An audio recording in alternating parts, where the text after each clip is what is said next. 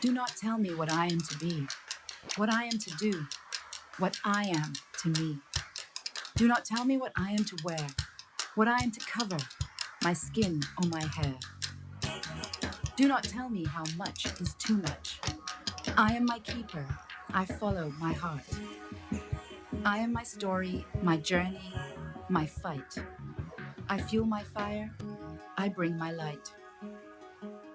I own my style, my label, my look. I am my grace, my traditions, my book. You do not stop me or limit my wave. I am my power, my swagger, my sway. I am the modist. I belong to me. Please welcome the Modus Chief Operating Officer, Lisa Bridget, and Accenture's Chief Marketing and Communications Officer, Amy Fuller.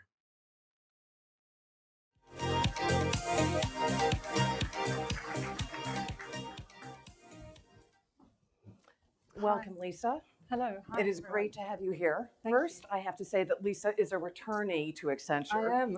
Having spent formative years as an Accenture strategy consultant, Exactly. and then left to do ever more fascinating things in digital, in e-commerce at Ralph Lauren, Net-a-Porter, the music business, and you're here as COO of The Modist, represented by that spectacular video.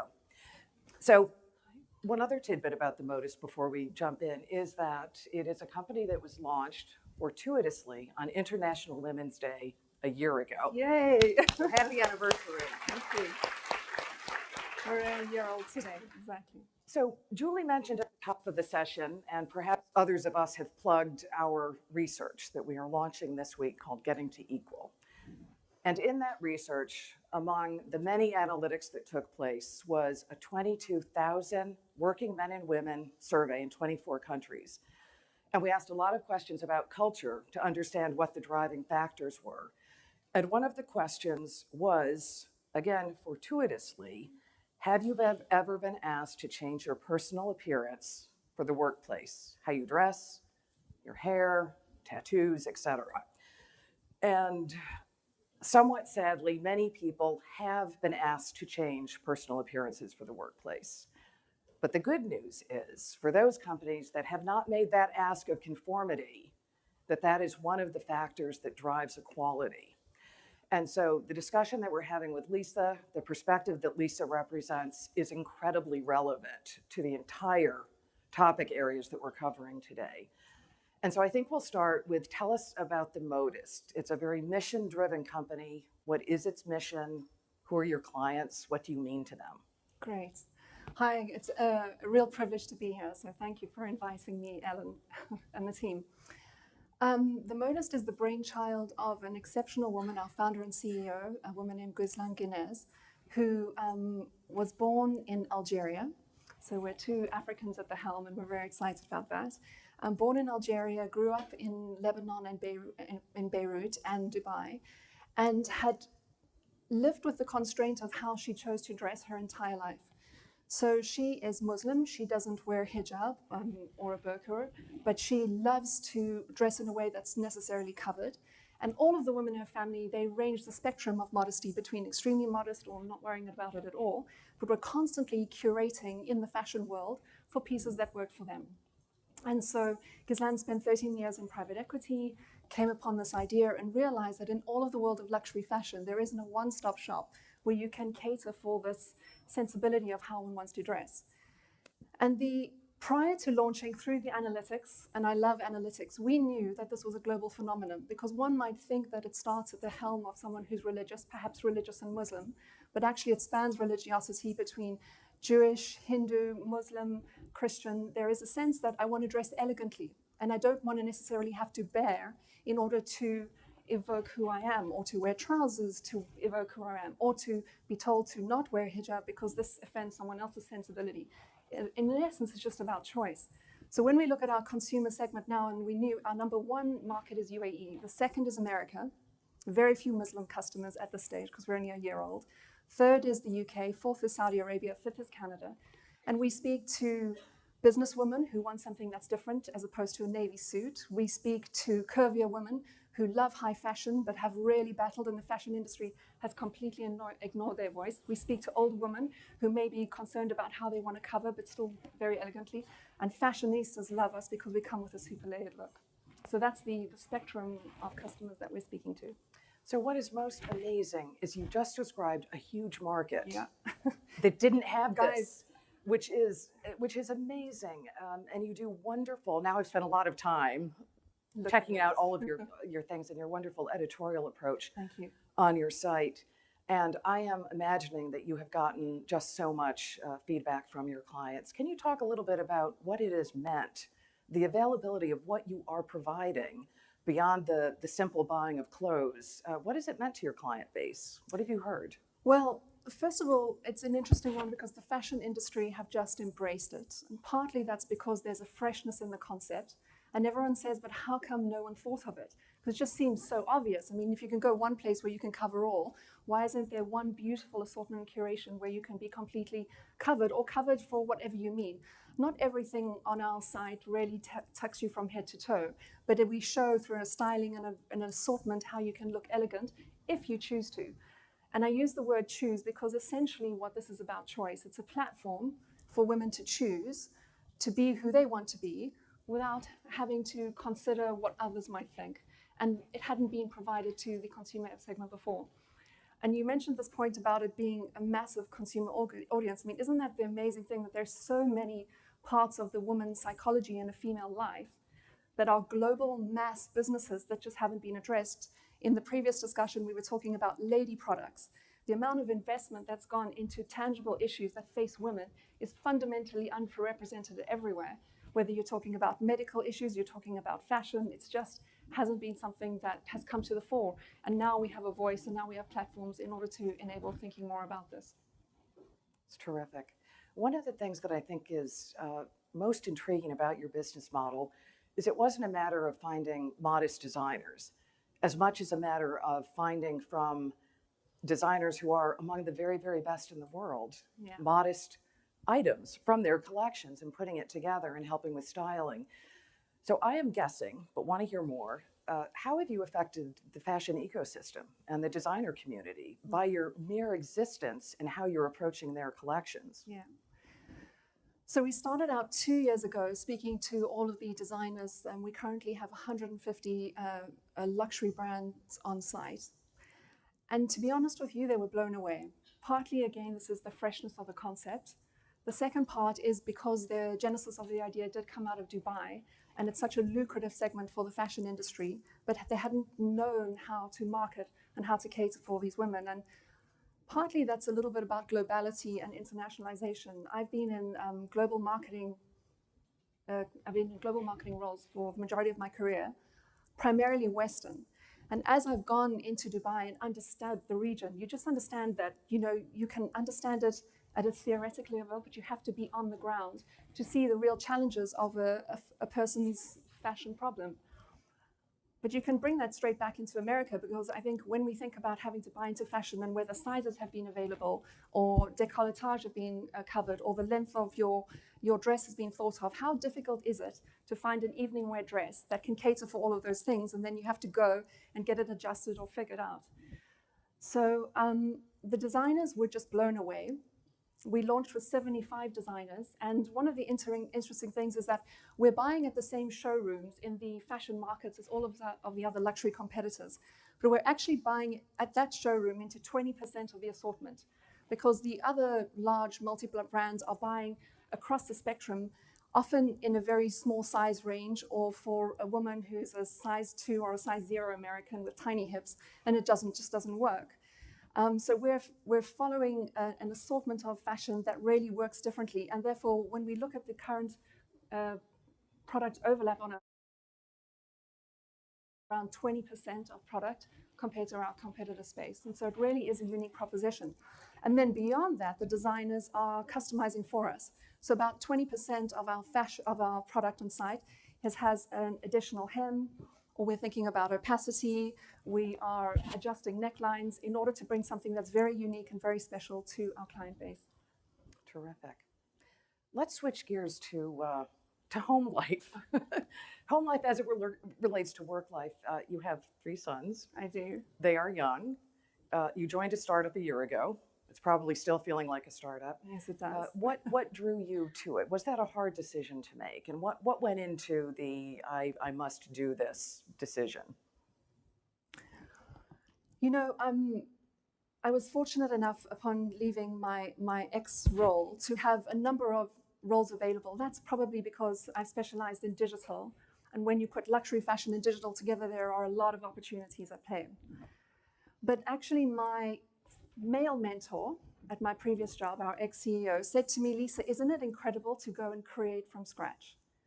So you can go and join magnificent global brands that are already there, that have 40, 50 years of heritage. Go and start something new and go and do that. And I literally, it was a big family decision. There were a lot of discussions around the table because my family are based in London, the job is based in Dubai, so I spent a lot of time in airplanes. But it was just a calling that I could not say no to. And it was an ability to work with our founder and a female management team, which is exceptional because we are a team of 45. We have 5 amazing guys and 40 amazing women. How's that for a ratio? Yeah. It's a good ratio. I thought Ellen might like that one. Well, in fact, let's spend more time on that. What it is like to work in a workplace with so many women in leadership. And when you look at your leadership team, would it be accurate to say it is female dominated to the 100% percentage? We have an excellent operations and performance marketing director who is on our team, but everyone else, the other 5 are female. And I thought about this question actually prior to us being here. There was something that I wondered if the women in this audience resonated, but I see it with our team. Women, I call it, are hypercritical of themselves. So it works in amazing ways because we have less ego and we have this hypercriticality. So we're just constantly going. And now I'm not saying that we don't have these accrochages, or the French word for little bumps into each other, but there's just such momentum in the way in which we work. There's definitely more emotion, but there's less ego. And so it's a formidable alchemy of how to get a company working. It's tremendous. The thing that you have to manage with the hypercriticality, and this is how I think how we build women, is to make them still feel confident. Because if you constantly have this voice inside you trying to improve yourself, or I should have done that better, I should have done that better, one of the important parts in instructing women is just to say, but just go for it. Because you've probably done a great job anyway. You know, your great job, which you think is probably at 70%, is probably a 95. And this is one of the psychologies that I think that women have to deal with. Well, and confidence. We had talked a little bit earlier about what is the role of confidence, Yeah. how elusive is it for women, how you have cultivated the kind of confidence that you found to be useful in making decisions and forging ahead. Talk to us a little bit about how did you get that, and is there still that that inner voice that many might have that would fight against confidence? How do you handle that? Yeah, for sure. But it's better. So one of the great things about confidence is getting older. To put that on the list, because I mean it's an older adage, but that certainly helps. The other thing that I think in my career, I've really always been vulnerable. So I'm happy to say this doesn't work for me, that doesn't work for me. I think this is one of the great things about the fashion industry because it is very accepting of emotion and concept and thought. And so often creators find themselves drawn to those types of industries because you can enunciate. And so that's another thing. Taking risks has been an excellent source of confidence because it's extremely raw as you go into it. And then 2 years later, you come out of it and you've got a breadth of skill and a wealth of knowledge and wisdom behind you. And I have to say that I've sought out, and I think this is testament to the Accenture model actually in my very early days, but I've sought out role models wherever, men and women who at certain points on your career put you in the right path and send you in the right way. And so I find that's something that's a natural part that I want to give back now in my career because it's a great way of building up and imparting your knowledge and experience. Great. Well, you're very much an embodiment of a globalist, a South African. You've spent a lot of time in Iran and Kuwait, the living in London, working in Dubai thing, going back and forth. When you think about the global situation of women and what women can do to help others. And I will ask the man question related to that one as well. But what do you think women are able to do to help one another, either professionally, when you think about what you're doing at the Modist, of helping counteract stereotypes and other things that are not helpful to us? So, great question. And I don't think that I'm going to come up with any ingenious pearls of wisdom, but I do think that it's a duty for women to take care of women. Simple. And I know that, I believe that many of us in this room will have heard of the fact that oftentimes the female boss is the one that's the most difficult to please in instances. And this just cannot happen, because and female bosses are great for females and for male employees, but we have a natural intuition around the challenges that a female faces, and we have a duty to hold up and bring women. And then the second thing, and I don't have the perfect entrepreneurial stats, but women are fantastic at doing. We just get stuff done. So building businesses, creating businesses, finding other women, job sharing. I was reading an article about job sharing last night.